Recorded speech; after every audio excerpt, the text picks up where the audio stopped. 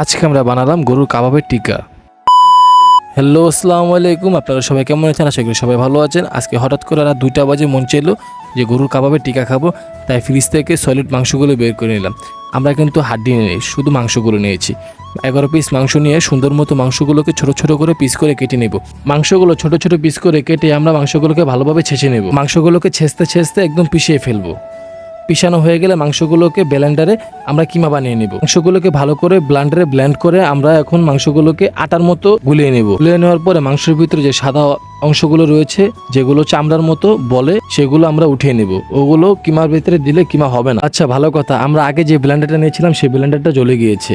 সেই ব্লেন্ডারে জ্বলে যাওয়ার কারণ হলো সেই ব্লেন্ডারের ভিতরে যে সাদা অংশ, মাংসের ভিতরে যে সাদা অংশগুলো থাকে, সেই সাদা অংশগুলো ব্লেন্ডারের ভিতরে যে ঘোরে, যে মোটরটা যেটাকে ঘোরায়, যেটাতে ফেটে, ওই জিনিসটার ভিতরে লেগে সেই জিনিসটা জ্যাম হয়ে সে মোটরটা নষ্ট হয়ে গিয়েছে।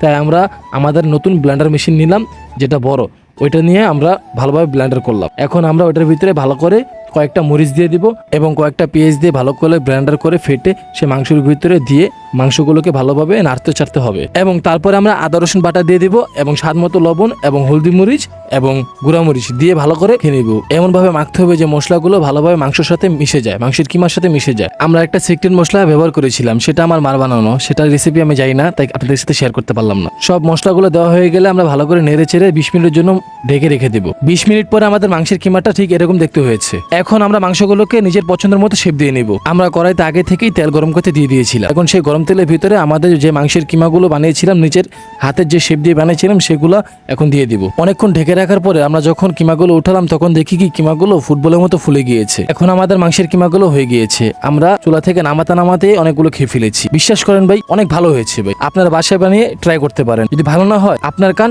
আমার জুতা। পরে ডায়লগটা উল্টো দিয়ে ফেলেছি, আমার গাল আপনার জুতা। আপনারা অবশ্যই বাসা বানিয়ে ট্রাই করে খেয়ে দেখবেন। সকলে ভালো থাকবেন। আল্লাহ হাফেজ।